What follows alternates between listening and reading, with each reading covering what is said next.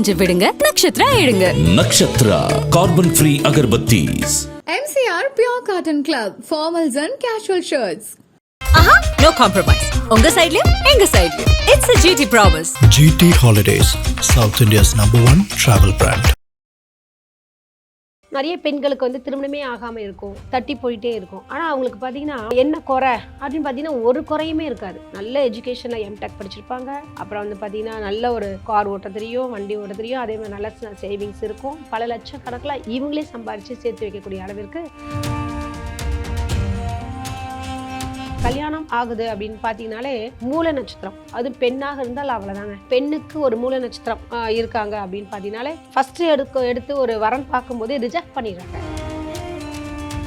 அந்த மூல நட்சத்திர பெண் வீட்டில் அதாவது பெரிய அளவிற்கு நல்ல செல்வாக்குடன் இருந்திருக்காங்க. அதாவது மூல நட்சத்திரத்தை கல்யாணம் பண்ணிட மாமனாருக்கு ஆகாது அப்படின்ற மாதிரியான விஷயம். ஆயிலி நட்சத்திரம் மாமியாருக்கு ஆகாது. இப்படி ஒவ்வொரு நட்சத்திரத்துக்கும் இவங்க ஆகாது அவங்க ஆகாது அப்படின்னு சொல்லிட்டு அந்த நட்சத்திர பெண்ணை வந்து ஒதுக்கிடுறாங்க. கன்னி மூலம் நிர்மூலம்ன்ற ஒரு வார்த்தை வந்திருக்கு. இது எல்லாரும் என்ன நினைச்சிட்டு இருக்காங்கன்னா, பெண் வந்து மூல நட்சத்திரம் பிறந்துட்டா ஆகாதுன்னு சொல்லி அது மருவி வந்திருக்கு. புரியுதுங்களா? நிறைய பேருடைய பெயர்கள்லாம் உண்மையான பெயருக்கும் அது பேச்சு வாக்குல வழக்கத்தில் பேச பேச வந்து பார்த்தீங்கன்னா அது மாறிடும். ஏன்னா ஒரு நல்ல பொண்ணோட வாழ்க்கையை வந்து நம்ம விளையாடக்கூடாதுன்னு சொல்லலாம். அப்போ வந்து ஜோதிடர்களுக்கு ஒரு கல்வி அறிவு இருக்கணும் அப்படின்ற ஒரு விஷயம் தேவைப்படுது. ஸோ இதுக்கு இந்த ஜோதிடமே பல்கலைக்கழகத்தில் வந்திருக்கு, படிக்கலாம், அதுக்குண்டான விஷயங்கள். ஏதோ தானோ அப்படின்னு சொல்லிட்டு நானும் ஜோசியர் அப்படின்ற மாதிரி இல்லாமல்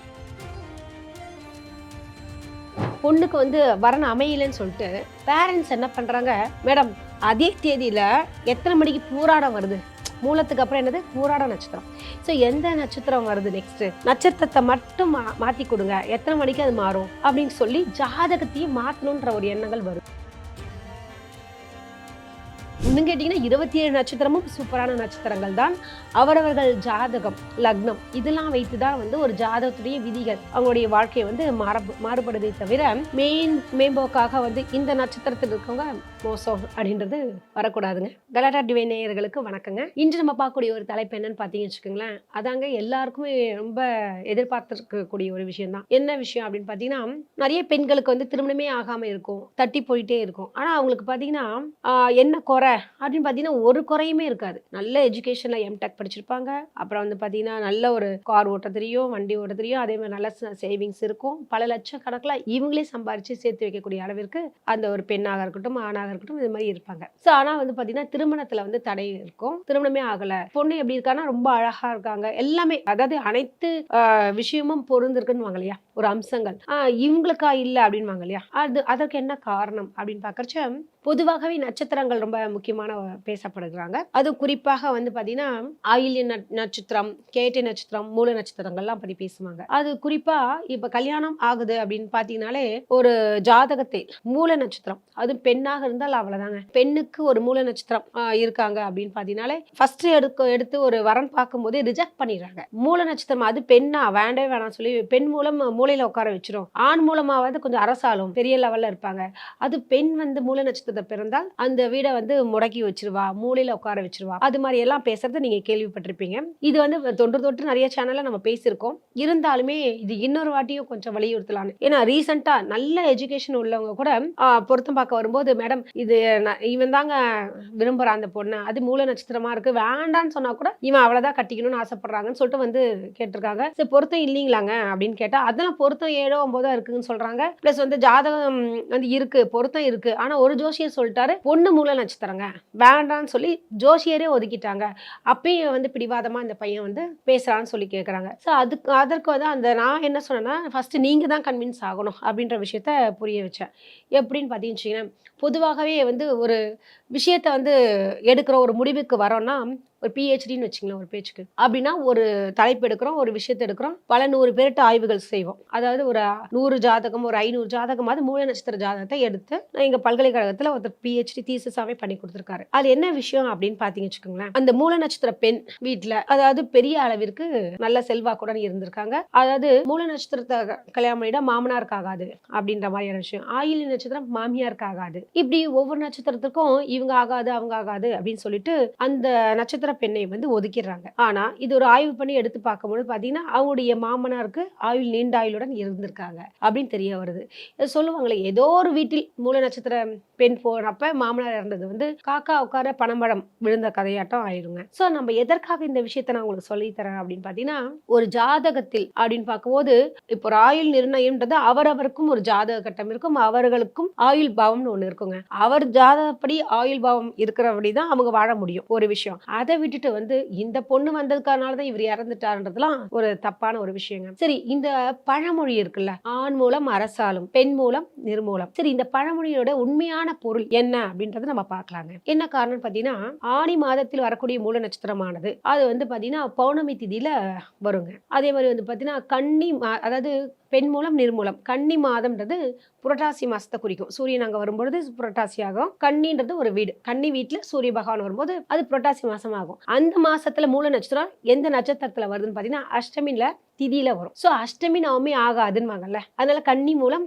நிர்மூலம்ன்ற ஒரு வார்த்தை வந்திருக்கு. இது எல்லாரும் என்ன நினைச்சிட்டு இருக்காங்கன்னா, பெண் வந்து மூல நட்சத்திரத்துல பிறந்துட்டா ஆகாதுன்னு சொல்லி அது மருவி வந்திருக்கு. புரியுதுங்களா? நிறைய பேருடைய பெயர்கள்லாம் உண்மையான பெயர் இருக்கும், அது பேச்சு வாக்குல வழக்கத்தில் பேச பேச வந்து பாத்தீங்கன்னா அது மாறிடும். சோ இது மாதிரியான விஷயங்கள்லாம் நிறைய பேர் வந்து தெரிஞ்சுக்கணுன்ற ஒரு விஷயத்துக்காக தான் இது முக்கியமான விஷயம். ஏன்னா ஒரு நல்ல பொண்ணோட வாழ்க்கையை வந்து நம்ம விளையாடக்கூடாதுன்னு சொல்லலாம், நல்ல ஒரு மருமகளை வந்து நம்ம இழக்கக்கூடாதுன்ற விஷயமும் நிச்சயமாக நீங்க தெரிஞ்சுக்கணுங்க. ஏன்னா இது மாதிரியான சின்ன சின்ன அது பேர் என்ன சொல்லுவாங்க, மூட நம்பிக்கை அப்படின்னுவாங்கல்ல, இதுக்கு பேர் தான் மூட நம்பிக்கைங்க. அவரவர்கள் ஜாதகத்தில் அவர்களுக்கு உண்டான ஆயுள் பாவம் இருக்கு. பிளஸ் வந்து பாத்தீங்கன்னா இந்த நட்சத்திரத்தினுடைய பொருள், இந்த பழமொழியுடைய பொருள் வந்து உங்களுக்கு விளக்கத்தை சொல்லியாச்சு. நிறைய பேர் ஜோதிடர்களே வந்து அவாய்ட் பண்றாங்களே, வேண்டாமா பொண்ணு வந்து மூலம். அப்ப வந்து ஜோதிடர்களுக்கு ஒரு கல்வி அறிவு இருக்கணும் அப்படின்ற ஒரு விஷயம் இங்க தேவைப்படுது. ஸோ இதுக்கு இந்த ஜோதிடமே பல்கலைக்கழகத்துல வந்திருக்கு, படிக்கலாம், அதற்குண்டான விஷயங்கள். ஏதோ தானோ அப்படி சொல்லிட்டு நானும் ஜோசியர் அப்படின்ற மாதிரி இல்லாம அவங்களும் அதை பத்தி கொஞ்சம் ஆராய்ச்சி செய்து நம்ம வந்து ஒரு சொல்லுவாங்களே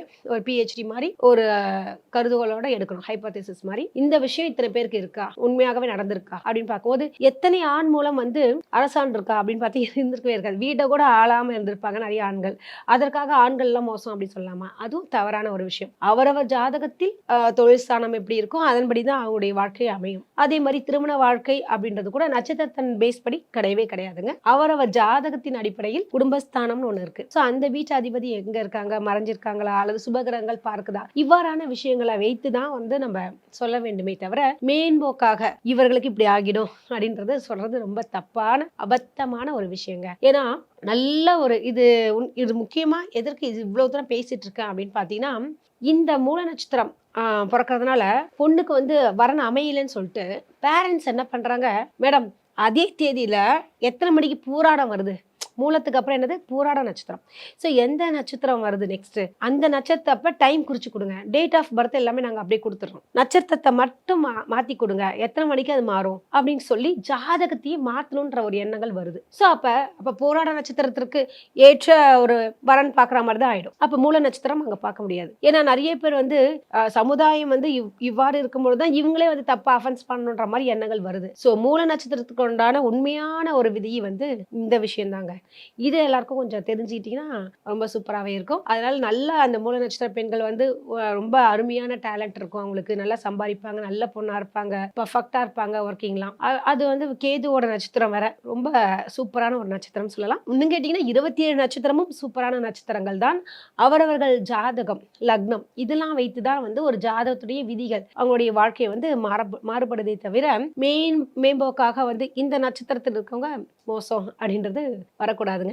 அதாவது மூல நட்சத்திரத்தில் அப்படின்போது பெண் மூலத்திற்கே இவ்வளோ சப்போர்ட் பண்ணுறீங்களே, அப்போ நாங்களாம் எப்படி அப்படின்னு கேட்கறது புரியுது. ஏன்னா நிறைய பேர் வீட்டில் வந்து பார்த்தீங்கன்னா ஆண் மூல நட்சத்திரமாக இருந்தால் கூட ஆண் ஜாதகத்தை கூட நிறைய பேர் அவாய்ட் பண்ணுறாங்க. அதுவும் இன்னும் ஒரு சில வீட்டில் இருக்குது.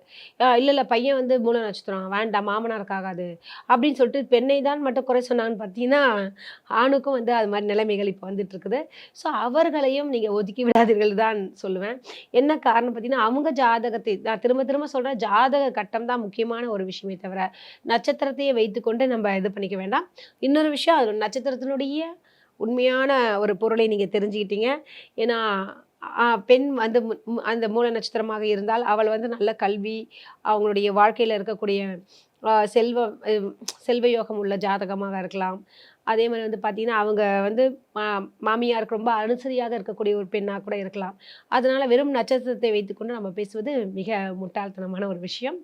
இது ஆண்களுக்கும் தாங்க. இப்போ ஆண்களுக்கும் மூல நட்சத்திரமாக இருந்தாலும் நம்ம அவர்களுக்கு திருமணம் செய்வது தப்பில்லை. ஐயோ மூல நட்சத்திரக்காரன் இவர் கட்டினால மாமனார் இறந்துட்டாங்கன்றதும் சொல்லக்கூடாது.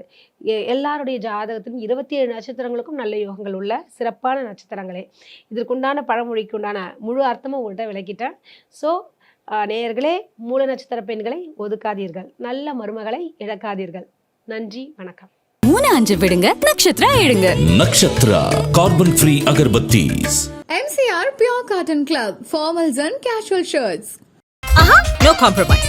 உங்க சைடுலயும் எங்க சைடுலயும். It's a GT promise. GT Holidays, South India's #1 travel brand.